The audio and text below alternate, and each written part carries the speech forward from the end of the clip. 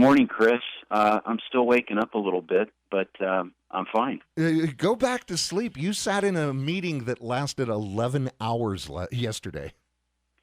Yeah, we started at 8 and we finished at about midnight. There was a break at the beginning because basically there were some factions and they were trying to work out deals, and there were breaks early on, but come about noon, it was pretty much all the way through. Now, with that statement, sir, is these the smoke-filled back rooms of party politics? Well, Cleveland has a smoking ordinance, Chris, so you can't. There are no more smoke-filled rooms, but there were some discussions going on. It was, I'm new to the process. I have never been to a convention. I've never been to one of these rules committees, and so it was interesting, to kind of watch it play out. As it evolved, you could see that there were really four factions. One was what I'd call institutional RNC people, who, out of the 115 Rules Committee members, about 43 were RNC members. The RNC is a group of people. It's 168 people, 3 from each state and the territories. And so some of those people are also on the Rules Committee. So that was a faction within itself. Then there were people that were more just Trump-oriented people who had not had a big history with the RNC. And then there were people that wanted to see the RNC reform and decentralize. Right now it's pretty top-down. Mm-hmm. And then there were the fourth faction was what I'd call unbinding or unbound people. They didn't want to be bound to have to vote for Donald Trump because of a variety of concerns. And so basically, none of the factions could control any particular outcome, so they had to work with different factions. And so, those discussions had been going on, but I think once it came to go time, the discussions became a little bit more intense. So of those four factions, because obviously the Rules Committee did not vote to unbind, where were the alliances built between those four factions to keep the rule on bound delegates the same as they have been for the last convention? Yeah, that's a good question, and I think that at the end of the day, the institutional RNC people and the Trump people formed a coalition, if you will, mm-hmm. and they pretty much carried the day on that. What was interesting, though, was there were people in that Rules Committee who have been doing this for 20 or 30 years, every 4 years, and so there was an awful lot of institutional knowledge, and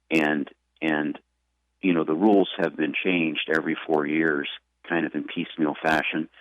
So if you changed one rule, it may affect another rule, mm-hmm. and so the discussions were such that, if we're going to do this, what rule do we do it in, and when do we do it? And it was a great education. I didn't even get up until, in fact, my amendment was the last amendment before we stopped. What was also funny was I never pledged any allegiance to any particular faction. So when I got up,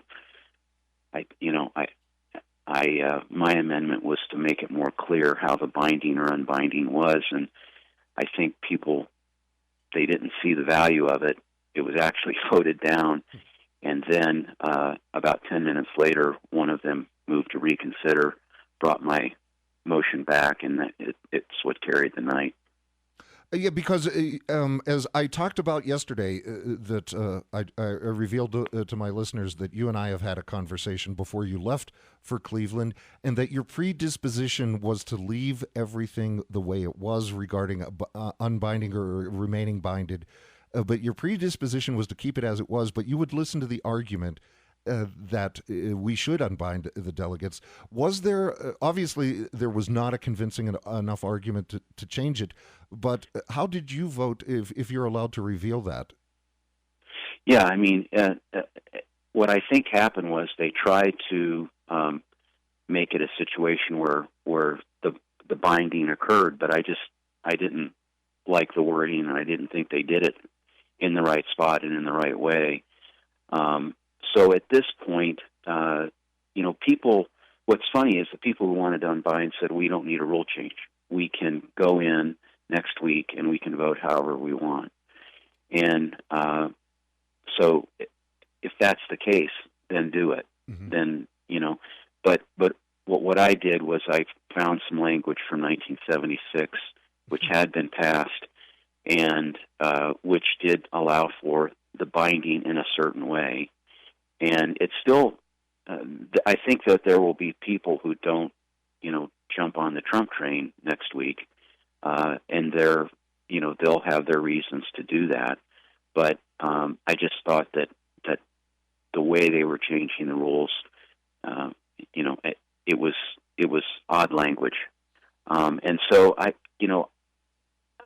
mean, obviously, the vast majority of people here, Chris, mm-hmm. want Donald Trump to win, and they don't want Hillary Clinton to win. I didn't see any Hillary for president buttons or pins on anybody, right? Mm-hmm. So I think the vast majority of people want to see a Republican win, and there will be some people who have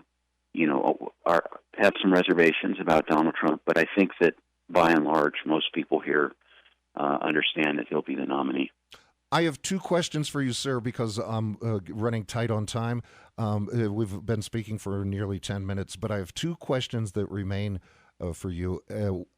The big focus was on the binding or unbinding of delegates. What else did the Rules Committee accomplish? Well, actually, the binding part was maybe only a fourth of the discussion. Right. There was a lot of discussion on decentralizing the RNC mm-hmm.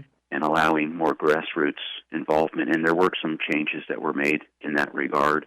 Mm-hmm. There was a lot of talk about how to have performance bonuses for each state based on how many Republicans they bring to the polls. Mm-hmm. And so, there are 2,400 delegates, but they're spread out around the states and the different ratios.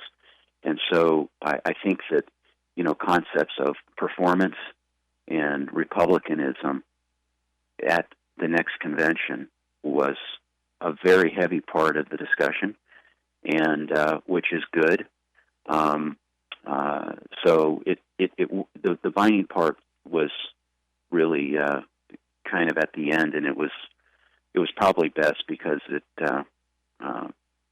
was a very kind of an emotional thing. And my final question for you, sir, how well has your service in the Montana legislature, with your time as a senator and your time as a representative in Helena, in your understanding of parliamentary procedure and Robert Rules of Order, did that serve you well? Yeah, you could tell the people who understood Roberts. You could tell. I mean, Senator Mike Lee was there, mm-hmm. and those of us who had some experience, and including, I've been very active in the Rules Committee in the Montana Legislature, both Senate and House. That was huge, mm-hmm. And so it was. But at the same time, it was very much a citizen-based group of people, mm-hmm. And it was good. It was fun to watch. It was fun to participate, and I think now people are starting to focus on, the VP selection and what's going to happen next week. Well, Representative Wittich, I do appreciate the time you've taken to call in and give us a report from the RNC and the Rules Committee. I'm hoping we can catch up with you throughout next week as to the events of the convention. Yeah, I will call in next week and let you know what's happening here. Thank you very much, Art. Enjoy your time in Cleveland and go to the Rock and Roll Hall of Fame for me. I'm going to go there. I am definitely going to go there. All right. Thanks, Chris. You're very welcome. You have a great day, sir. Okay. We'll see you.